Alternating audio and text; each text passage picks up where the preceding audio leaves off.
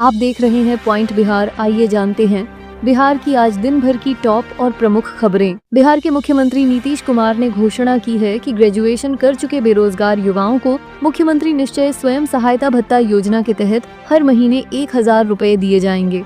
यह भत्ता उन स्नातक युवाओं युवतियों को मिलेगा जो 20 से 25 वर्ष की आयु के हों, अध्ययन नहीं कर रहे हों, न तो सरकारी, निजी या गैर सरकारी क्षेत्र में काम कर रहे हों और स्वरोजगार भी नहीं कर रहे हों। यह सहायता अधिकतम 2 वर्ष तक दी जाएगी।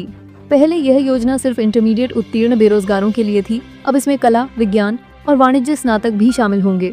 बिहार चुनाव से पहले एनडीए में सीट बंटवारे का मसला गरमाया है। पटना में भाजपा जेडीयू की शीर्ष बैठक करीब 20 मिनट चली, जिसमें सीएम नीतीश कुमार और अमित शाह सहित दोनों पक्षों की उच्च स्तर की टीम शामिल थी। बातचीत में यह उम्मीद जताई जा रही है कि भाजपा और जेडीयू ने संभावित सीट गणित पर सहमति बना ली है। सहयोगी दलों जैसे एलजेपीआर, हम और उपेंद्र कुशवाहा की मांगे भी चर्चा में थीं। लोक जनशक्ति पार्टी रामविलास की 30 से 40 सीटों की मांग पर विचार हो रहा है। कुल मिलाकर एनडीए के सभी दलों को संतुष्ट रखना ही बड़ी चुनौती बनी हुई है।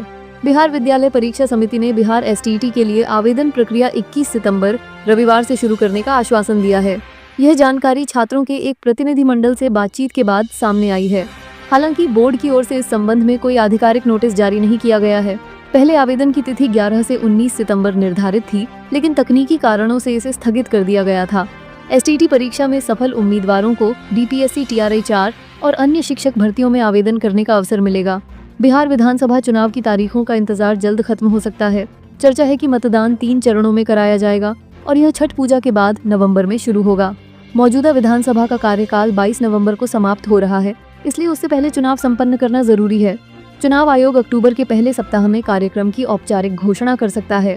इस बार चुनाव में सुरक्षा व्यवस्था और मतदान केंद्रों की तैयारी को लेकर प्रशासन ने काम तेज कर दिया है। सभी दलों ने भी अपनी तैयारियां तेज कर ली हैं और माहौल चुनावी रंग लेने लगा है। दरभंगा में मखाना बोर्ड के गठन के बाद मखाना उत्पादकों को बाजार तक आसान पहुँच मिलना शुरू हो गई है। अब किसान सीधे मंडी या किसी बिचौलिए पर निर्भर नहीं रहेंगे। बोर्ड उत्पादकों को सही मूल्य दिलाने, विपणन और ब्रांडिंग में मदद करेगा। इसके अलावा किसानों को तकनीकी प्रशिक्षण, गुणवत्ता सुधार और वित्तीय सहायता भी उपलब्ध होगी। मखाना उत्पादन में लगे ग्रामीणों की आय बढ़ेगी और स्थानीय रोजगार के अवसर बढ़ेंगे।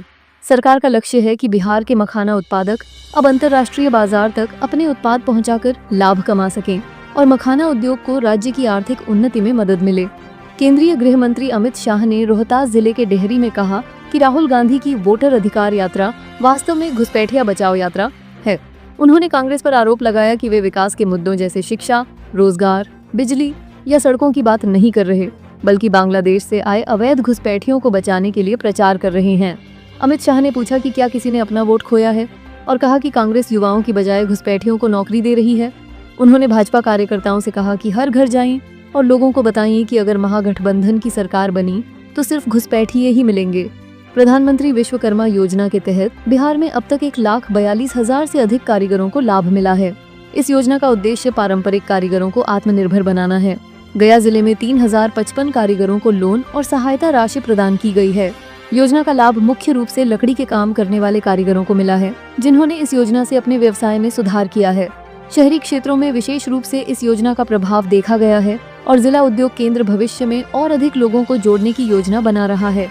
बेगूसराय में अधिकार यात्रा के दौरान तेजस्वी यादव ने कहा कि अगर महागठबंधन की सरकार बनेगी तो बिहार के हर नौजवान को नौकरी मिलेगी। उन्होंने नीतीश सरकार पर आरोप लगाया कि उसे राज्य को आगे बढ़ाने का कोई स्पष्ट दृष्टिकोण नहीं है। शिक्षा, स्वास्थ्य, रोजगार और सिंचाई जैसे मुद्दों पर जोर देते हुए उन्होंने कहा कि भागीदारों को बदलाव लाना होगा। उन्होंने कहा कि बेरोजगारी, भ्रष्टाचार और अपराध की समस्या बढ़ गई है और राज्य के विकास के लिए नई सोच की जरूरत है।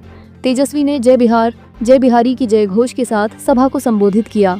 बिहार सरकार ने साफ किया है कि राजस्व महाअभियान के खत्म होने के बाद भी जमीन से जुड़ी जो सेवाएं जैसे दाखिल खारिज, नामांतरण और जमाबंदी पंजी में सुधार चलती आ रही हैं, वे ऑनलाइन पोर्टल के माध्यम से 20 सितंबर के बाद भी उसी तरह मिलती रहेंगी।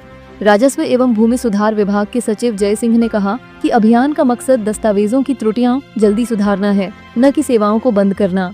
अभियान के दौरान पंचायतों में शिविरों का आयोजन होगा और आपत्तियां सुनने सहने की व्यवस्था बनी होगी। प्रशांत किशोर ने अमनौर में बिहार बदलाव जनसभा को संबोधित करते हुए अमित शाह के दौरे पर तीखा हमला किया। उन्होंने पूछा कि बिहार में फैक्ट्री कब लगेगी और पलायन कब रुकेगा, जबकि गुजरात में फैक्ट्रियां लग रही हैं। किशोर ने वादा किया कि अगर जन सुराज की सरकार बनी तो दिसंबर 2025 से 60 वर्ष से अधिक उम्र के हर व्यक्ति को 2000 रुपए मासिक पेंशन मिलेगी। साथ ही सरकारी स्कूलों में सुधार न होने तक सरकार निजी स्कूलों की फीस वसूल करेगी, ताकि गरीब के बच्चे भी अंग्रेजी मीडियम शिक्षा पा सकें। उन्होंने कहा कि इस साल की दिवाली और छठ बिहार की बदहाली की अंतिम होगी। छठ के बाद बेरोजगार युवाओं को आसपास काम की तलाश के लिए बाहर नहीं जाना पड़ेगा। कांग्रेस ने पटना में एक मार्च निकालकर आरोप लगाया है कि भागलपुर के पीरपैंती में पावर प्लांट के लिए सरकार ने अडानी समूह को ₹1 सालाना दर पर 1050 एकड़ जमीन दे दी है। उन्होंने यह भी कहा कि इस परियोजना के लिए 10 लाख पेड़ों को काटा जा रहा है। कांग्रेस अध्यक्ष राजेश राम ने कहा कि यह किसानों और युवाओं के भविष्य के साथ अन्याय है और बिहार की जनता को अडानी के हाथों गिरवी नहीं रखा जाएगा। उनका आरोप है कि यह न सिर्फ जमीन मुआवजे की प्रक्रिया का उल्लंघन है, बल्कि पारदर्शिता की मांग भी है। सारण जिले में 52 स्कूलों के प्रधानाध्यापकों पर बच्चों के आंकड़ों में गड़बड़ी के आरोप लगे हैं। सरकार के यूडाइस और ई शिक्षा कोष पोर्टल पर दाखिल डेटा में अंतर पाया गया है। जिला शिक्षा कार्यालय ने उन प्रधानाध्यापकों को स्पष्टीकरण देने को कहा है जिन्हें समय सीमा में जवाब नहीं मिला।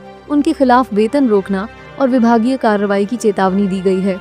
विभाग ने कहा है कि यह मामला लापरवाही और अधिकारियों के आदेशों की अवहेलना का संकेत है।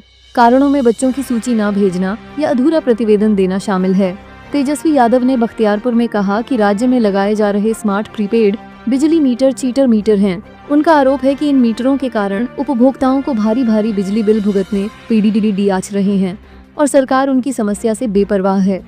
उन्होंने कहा कि मुख्यमंत्री नीतीश कुमार उन योजनाओं की नकल करते हैं जो महागठबंधन सरकारों ने पहले प्रस्तावित की थीं। तेजस्वी ने यह भी कहा कि वर्तमान सरकार भ्रष्टाचार और अपराधियों को संरक्षण देती है और जनता इसमें बदलाव चाहती है। बिहार विधानसभा चुनाव से पहले कांग्रेस पार्टी पटना में अगले सप्ताह कार्यकर्ता समिति की बैठक आयोजित करने जा रही है। यह बैठक तेलंगाना में हुए चुनावी रणनीति की तरह आयोजित की जाएगी, ताकि बिहार में आगामी चुनाव के लिए रणनीति तैयार की जा सके। पार्टी के नेता और कार्यकर्ता इस बैठक में सीटों के बंटवारे, उम्मीदवारों की सूची और चुनाव प्रचार की तैयारियों पर चर्चा करेंगे। कांग्रेस का उद्देश्य महागठबंधन के भीतर तालमेल बनाए रखना और चुनावी मजबूती हासिल करना है। बैठक के बाद ही उम्मीदवारों के नाम और रणनीति को अंतिम रूप दिया जाएगा। भारतीय अंतरिक्ष अनुसंधान संगठन ISRO ने वर्ष 2025 के लिए इंटर्नशिप कार्यक्रम की घोषणा की है। यह इंटर्नशिप स्नातक, स्नातकोत्तर और PhD स्तर के छात्रों के लिए उपलब्ध है। इच्छुक उम्मीदवार 31 अक्टूबर 2025 तक ऑनलाइन आवेदन कर सकते हैं। यह इंटर्नशिप 1 जनवरी 2026 से शुरू होगी। आवेदन करने के लिए उम्मीदवारों को ISRO की आधिकारिक वेबसाइट पर जाकर आवश्यक विवरण भरने होंगे। अधिक जानकारी और आवेदन प्रक्रिया के लिए आधिकारिक वेबसाइट पर जाएं। कांग्रेस नेता राहुल गांधी ने चुनाव आयोग के फैक्ट चेक पर पलटवार करते हुए मुख्य चुनाव आयुक्त ज्ञानेश कुमार से कहा कि वे इधर उधर की बात न करें, बल्कि कर्नाटक के अलंद विधानसभा क्षेत्र में हुए कथित वोट चोरी के मामले में CID को सबूत प्रदान करें। राहुल गांधी ने आरोप लगाया कि चुनाव आयोग ने FIR दर्ज होने के बावजूद CID जांच को रोक दिया, जिससे मामला संदिग्ध बना।